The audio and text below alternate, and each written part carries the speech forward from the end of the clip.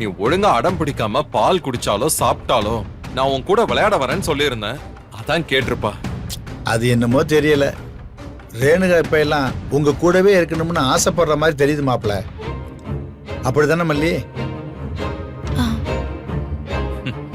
அவ எப்பவும் யாராச்சும் கூட இருந்துகிட்டே இருக்கணும்னு எதிர்பார்க்கறேன். இந்தா.